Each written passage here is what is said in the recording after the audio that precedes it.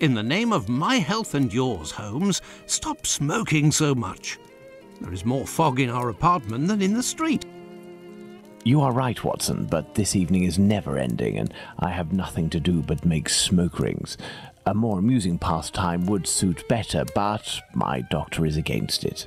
Perhaps a little tune on the violin. My heart is not in it tonight, Watson. Have you noticed how this cigarette burns? Would you not say it is like a life being consumed? How many lives will end tonight in London? How many crimes will be committed within the life of a single cigarette? Ah, the vanity of existence. It is but complaints and smoke, the meagre panache of its sickly soul. The tobacco is giving you very sombre thoughts. I am certain that this inactivity will not last. Let's retire.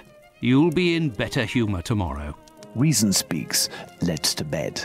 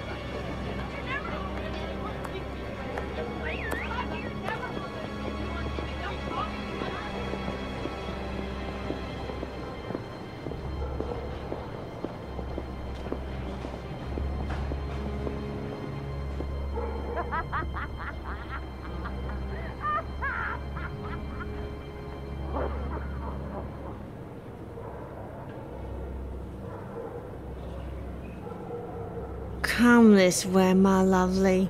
We'll have a right good time. Wait, let me help you. Oh, it's my hair that pleases you.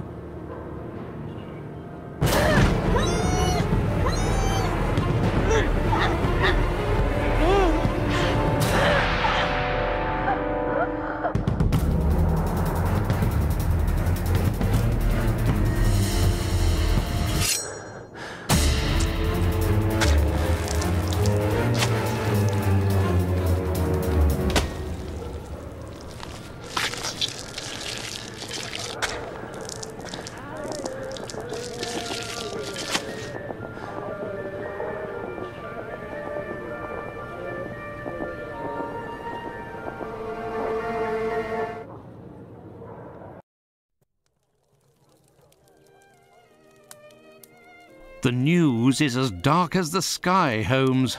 An inquest has been opened into the murder of a poor woman in the East End. The unfortunate girl was discovered last night, lying in the street, still warm. The murderer was filled with an incredible savagery. Oh, the article gave me shivers down my spine. The inspectors in charge of the case don't seem to have even the slightest lead. A similar murder took place less than a month ago. Ah, love. A romantic walk, a kiss in the moonlight, a polite refusal, a terrible anger, and a hanging. This area of Whitechapel is a disgrace to London. The government should take serious note of what is going on there. Whitechapel? This woman was found in Whitechapel? Yes, indeed. Bucks Row, to be specific. Then it was not a question of romance, but of commerce. Unless these women actually take pleasure in the vice, the female nature is completely... Holmes, do you hear yourself? A woman is dead under unspeakable circumstances. No less than any other, she was a human and one of Her Majesty's subjects. None of these streetwalkers of which you speak have any other way to survive but by selling their bodies. You know as well as I that our era is not a gentle one, and these women don't have much to look forward to. Some grace, if you would. Do not refuse them your compassion. Do not say another word, my dear Watson. We shall leave immediately for Whitechapel. To the scene of the crime? No, I think it would be better to arrive there a bit later once night has fallen. At the moment, the spot will be overrun by police officers and spectators. It would be impossible to investigate properly. Then where are we going, Holmes? The best thing to do would be to head to the police station and attempt to get a copy of the preliminary reports. But the article in the Star seemed quite complete to me. You must know, Watson, that journalists often draw conclusions from the facts without a proper understanding of how to do this delicate task. We must obtain the reports from the inspector in charge, as well as those from the coroner. Very well, Holmes, but all the same. It seems to me that I have a map of London somewhere, Watson. Can you find it and locate Whitechapel while I get ready? You are too kind, Holmes. Searching through your mess?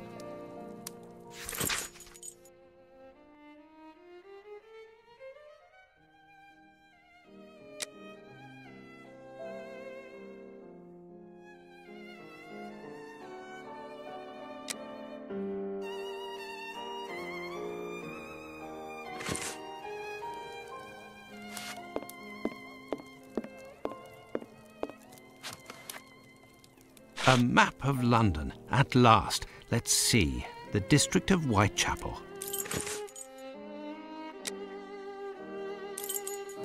I found the map, Holmes, and I was able to locate the Whitechapel police station. Congratulations, Watson.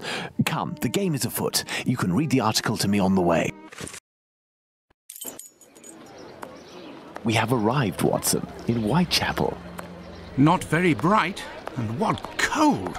Brr, a typical London morning. Come, Watson, let's find this police station.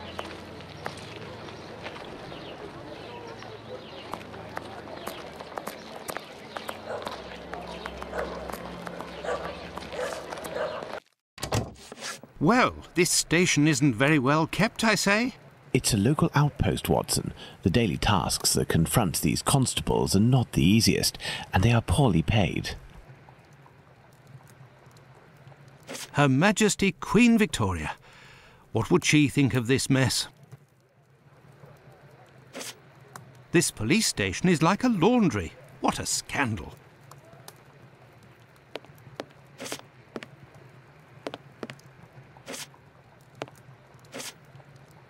Gentlemen, welcome. Hello, I would like to speak with the Chief Inspector, if you please. Constable Humphreys here. I am the only one in at the moment. What do you want with the Chief? My name is Sherlock Holmes. I am... Sherlock Holmes? The detective that I read about in the papers? Well, that's a treat, that is. You come about the Buck Road case, have you? Indeed, we... Not at all. We were just passing by chance. You say that there was a crime recently. You don't know? You must be the only folk in London who haven't heard. It won't be long until you find the culprit, no doubt. Nothing is less certain. Suspects, 0. Clues, 0. It's not good for us, especially not in this district. Listen, this isn't what I came here for, but if I can be of service, in a confidential capacity, of course, if you can entrust me with a copy of the preliminary reports, I could study them and return later with my conclusions. It's just that these are official documents. I can't take a decision like that without the inspectors. The sooner we know the facts in the file, the sooner we can be of help, my friend. Say, if you are Sherlock Holmes, you can find anything, isn't that true? With your magnifying glass, footprints? My performance is often embellished by my biographer. Ah, good. Good. I will give you the reports, but could you do me a small favour first? During my rounds, I dropped a leather folder containing some papers. Nothing of importance, but it's a big mistake. I would go looking for it myself, but I am stuck here on duty. I must have lost it near the seedy boarding house not far from here. Left when you leave the courtyard and left again in the lane. Perhaps you could go, ask around. We shall see what we can do.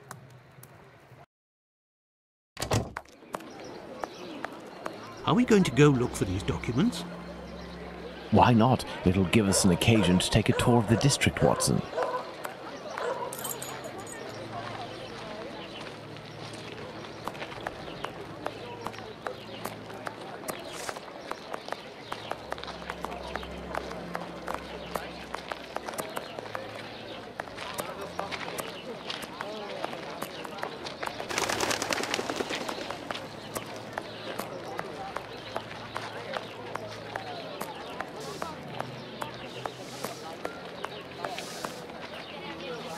good day. Sir, you wouldn't happen to have seen a leather folder on the ground around here, would you? Good day, gentlemen. Finley, caretaker of this building. Here to serve. And yes, less than an hour ago. But some of the local urchins picked it up and God only knows where it might be now. That's unfortunate. This police bag contained documents that the local police will miss. You're inspectors? Not at all. I am Dr. Watson, and this is Sherlock Holmes, the detective. Sherlock Holmes, the great detective. You must be here about last night's murder. Have you discovered the identity of the poor woman? Indeed, I'd only to read the papers. Mine is dated from this morning, and it does not say who it is. I'm not really engaged in this case, but if I can help the police, I will do so willingly. Oh, to be sure. I've been told that Inspector Aberline is in charge, a very capable man. So, according to you, I have no chance of finding this folder then? Indeed. But I, on the other hand, should be able to find it. Do me a favour in exchange. A vagrant comes almost every night to sleep in one of the nooks not far from my windows. He coughs, howls, sometimes even sings. He's quite hefty and I don't dare approach him. I've lost 3 tenants because of him. If it's you who speaks to the police, they will take this matter more seriously. Tell them about the captain. They'll know who you're talking about. In the meantime, I'll find your police bag.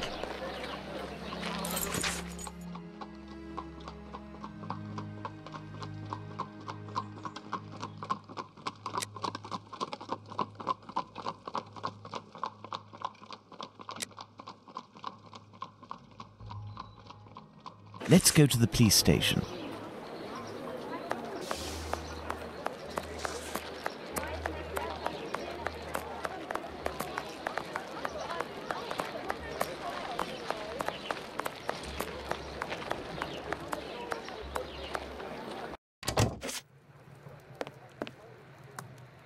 So, gentlemen, have you found my police bag?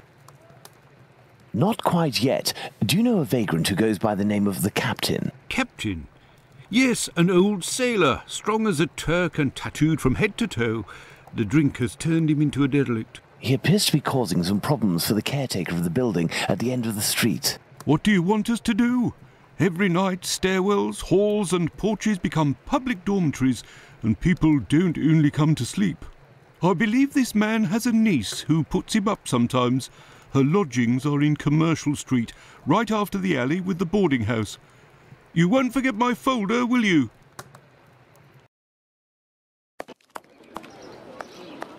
Do you believe this woman will agree to have her uncle stay with her? No idea. Oh well, let's go see her just the same.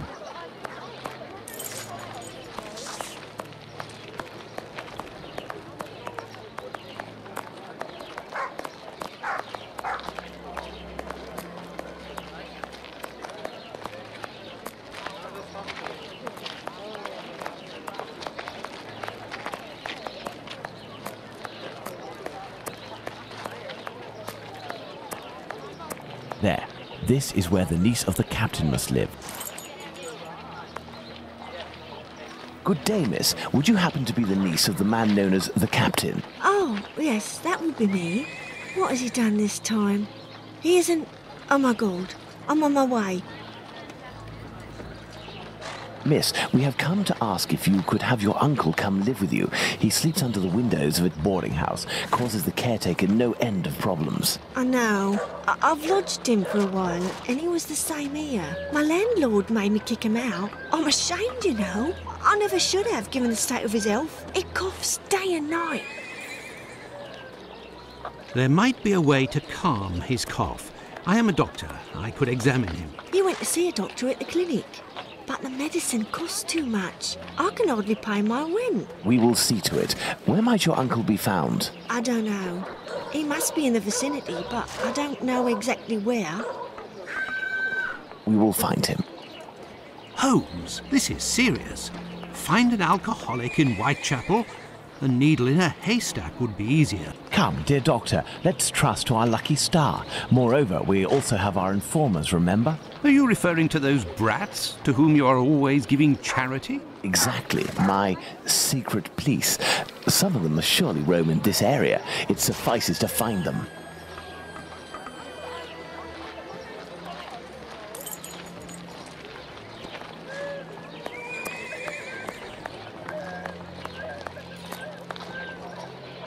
Hello, young man. How are you? I recognise him. It's the lad who sells newspapers, who is always calling outside our windows at Baker Street, early in the morning. Hello, Mr. Holmes. It's a treat to see you again. What can I do? Would you happen to know an old sailor who goes by the name of the Captain? A poor man who hits the bottle a bit hard. Of course, Mr. Holmes. He's there at the end of the street. Round to the left he is. But be careful. He can be a tough customer, that one. Very good, my young man. The doctor will give you a little something. Watson? Huh? I say, Holmes? Is he always such a skinflint with you, Mr. Holmes? Well, thanks to you, Mr. Holmes. Anytime you need me.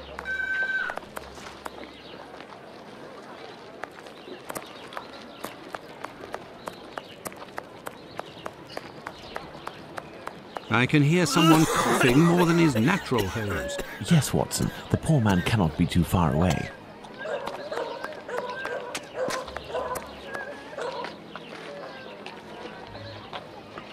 If, in order to listen to us, this man imposes as condition that we find his pet cockroach, there will be another murder in Whitechapel today, Watson. Yours. Ah!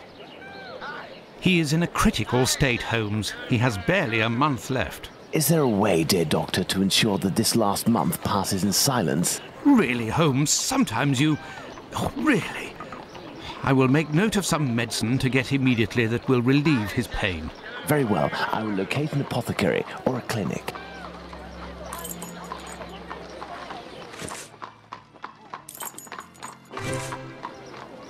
This building is a clinic.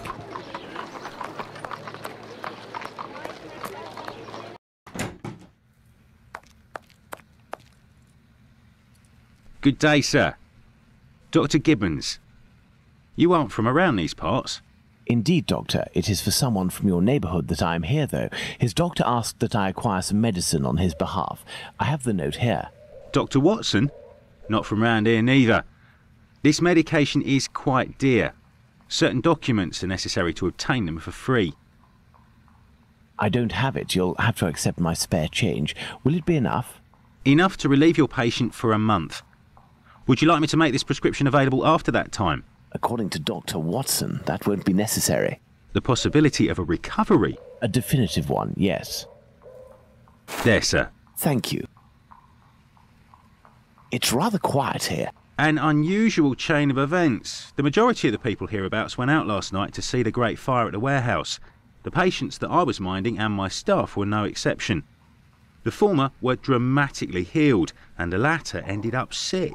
And with the murder last night, most of the people who weren't working wandered over to the scene of the crime. Their little aches and pains will wait until tonight or tomorrow. A squalid murder, it would seem. Just like what this area has become. My thanks, Doctor. Not at all.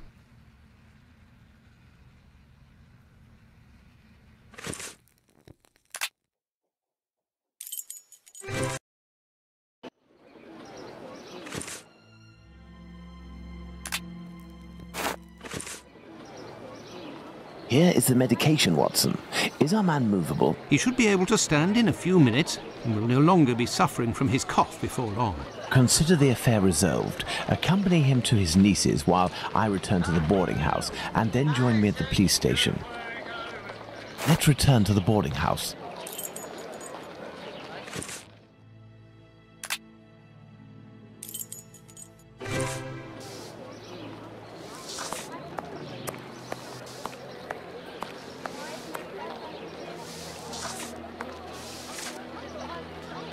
I have good news for you, Mr. Finlay. We have sent the captain to stay with a relative, and he shouldn't bother you for a while.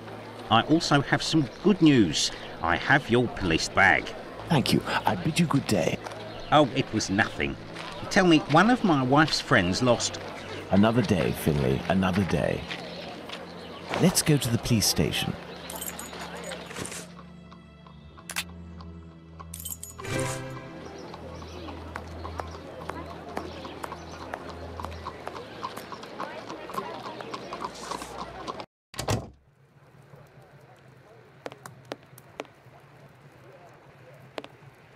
So, what news do you have, Mr. Holmes?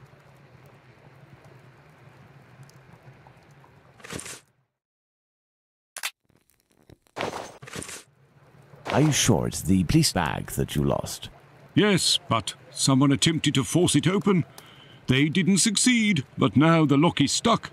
Perhaps you could... Let's see.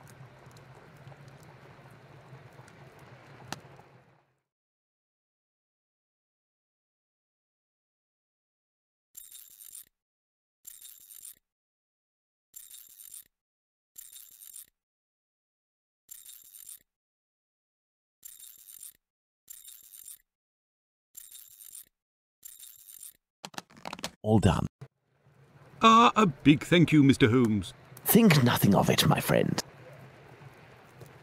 So, the reports. Why don't you wait till the inspectors get back? You would certainly learn more. If I wanted to meet the inspectors, I would have done so. So, give me the preliminary reports, and above all, do not mention my visit to anyone. Is that clear? Sure, if that's what you want. Here are the reports. Thank you.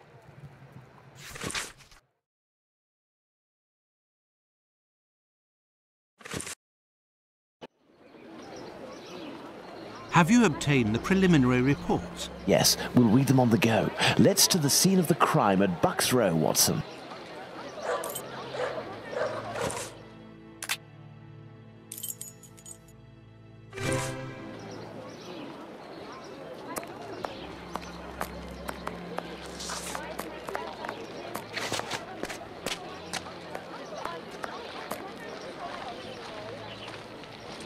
But what are all these people doing here, Holmes? Apparently, they came to see the scene of the crime. What about us? Aren't we going to see it? We will return this evening, Watson.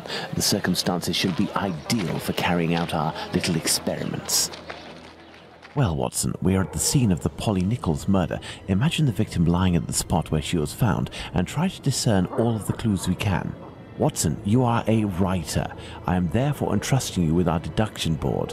It will help us to establish certain facts. Understood, Holmes.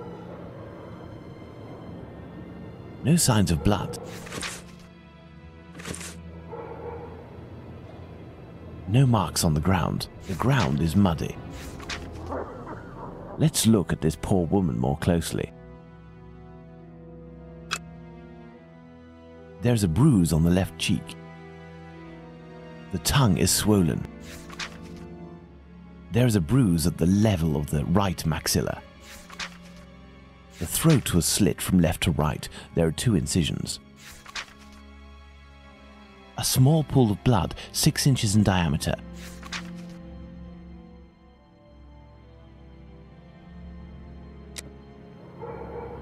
The body was lying on its back, legs straight and slightly apart. The skirt had been lifted up to the middle of the body. The left hand was touching the barn door.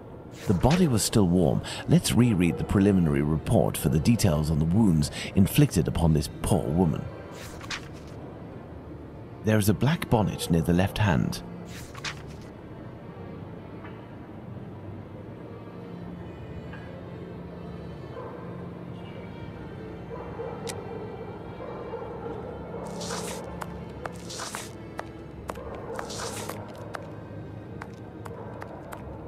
This spot is deserted, Holmes. The prostitutes only come here to exercise. Bucks Row.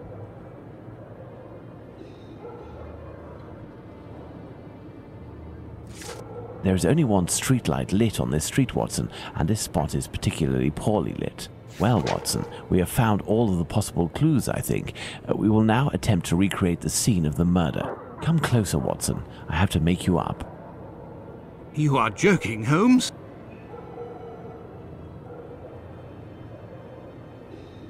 I feel ridiculous, Holmes. Now, Watson, come and stand here in front of me. You shall play the role of the poor woman and I shall play that of the murderer. Let's try to reconstruct the facts to ensure the final result corresponds indisputably to the way that Polly Nichols was killed.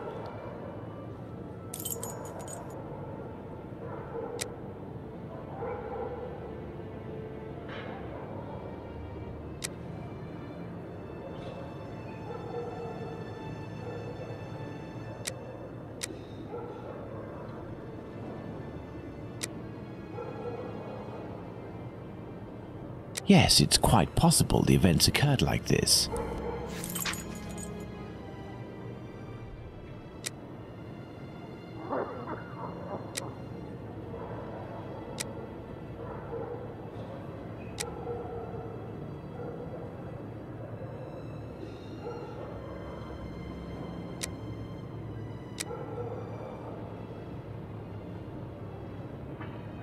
The murderer had enough room to inflict the wounds to the neck, and these wounds suggest the left hand was used.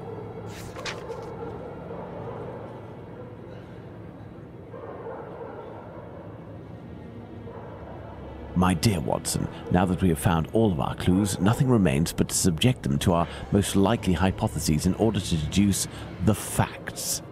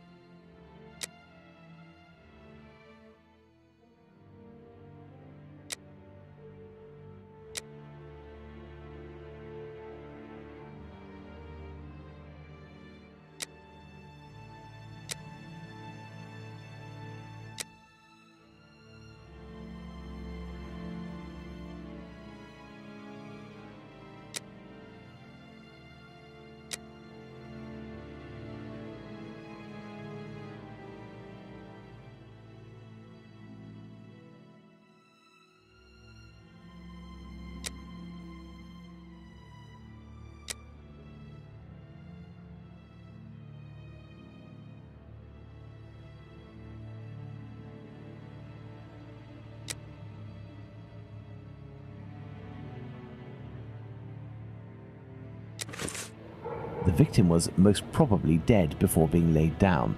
Once the heart stopped, gravity drained the body slowly, not in a heavy spurt that would have stained half the street. Thank you, Holmes. I understand why you told me not to change clothes.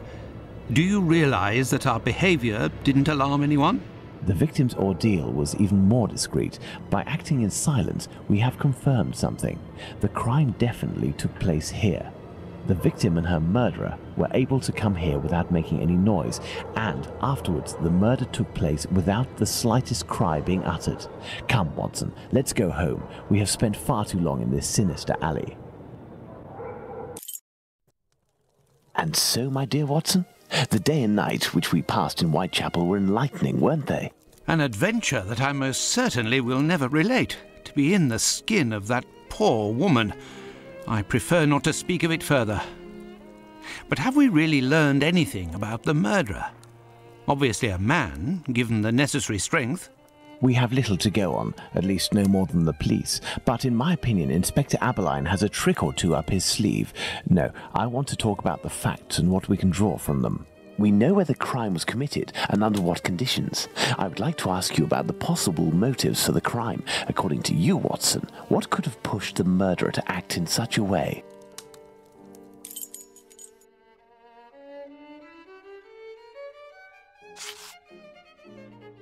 Revenge, Holmes? Revenge could be a possible motive, but with one small reservation. We have reason to believe that the victim considered her murderer to be a typical client.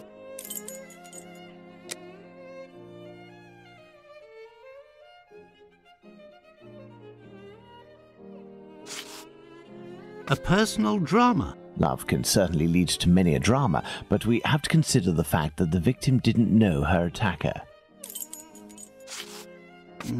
Theft, perhaps. I have a hard time believing that someone would attack poor Polly so fiercely just to rob her of a few coins. Homicidal insanity, Holmes.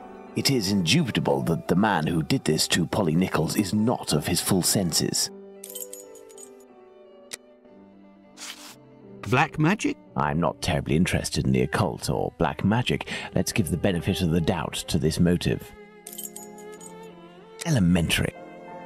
Very well, Watson. I think that we've exhausted the topic. Take a rest and we'll speak again later. Ah, it would seem that the investigation is advancing, Holmes. Yesterday's Star said that a suspect is in the hands of the police, a man with a rather sinister reputation. I was about to join you in your optimistic outlook until you informed me that the good news came from the press, Watson. But surely they wouldn't invent the fact that the police are holding a suspect, or the acts that are attributed to him. You will have an exact answer to these two questions in less than 50 seconds, Watson. Pardon? Enter, Inspector. Good day. Dear Watson, allow me to introduce Inspector Aberline, Inspector Dr. Watson. Inspector? To what do we owe the honour of your presence, Inspector? I heard that the two of you made your way to Whitechapel a few days ago. Your arrival, you are aware, coincides with a very serious affair which our police service is going to great lengths to solve and which is creating strong tensions in the area. Pardon me, but haven't you arrested someone? A certain Leather Apron? Absolutely not. The man who hides behind this name is indeed being actively searched for by the force. Besides, nothing at the moment suggests that he is the Bucks Row murderer. There, you've been enlightened, Watson. Now it is our turn to answer Inspector Aberline's questions. Indeed. I will be brief and precise. Do you intend to investigate this case, or have you already started? It is to be of service to a friend that I went to Whitechapel. We did, out of curiosity, familiarise ourselves with the preliminary reports, and we made our way to the scene of the crime. Our conclusions are slim, as are the clues. Having not been officially appointed by a client, I believe that my intervention in this business will end there. Very well. To be frank, you take the weight off my shoulders by distancing yourself from the case. Our image isn't very good, to say nothing of what the press puts us through. Thus, if overnight they found out that you were on the case, people would turn against us. And they would pester me, overwhelm me, and finally make me out to be responsible for the inevitable failure such a scenario entails. Neither you nor I wish for this to happen. I know that your time is precious, Inspector. I will send you a note regarding my conclusions shortly. With pleasure. Gentlemen? Do you think that he will find the murderer? The chances are slim to non-existent. It is 7 days now, short of a confession from the murderer himself. And you will not go further? You heard the Inspector, Watson. My presence in Whitechapel would hinder, which doesn't mean that we will drop the case. How is that? The inspector spoke of me, but not of us. It is you, Watson, who will lead the investigation tonight. It is you who will bring to the police station the little note that I will write regarding our conclusions. Despite the late hour, there is nothing to stop you from making inquiries about this famous leather apron while you are there.